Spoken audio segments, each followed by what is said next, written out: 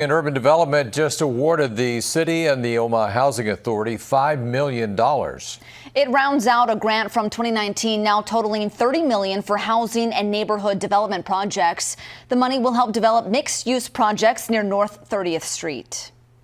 One of the great things about the Choice Neighborhood program and the efforts that we're making throughout this neighborhood is that all of the buildings that we are building, all the new housing development units, actually are mixed income. If you walked into the unit of a very affordable tenant versus a market rate tenant, you wouldn't be able to tell the difference. We're told this money is a supplemental grant to address inflation and supply chain issues related to construction.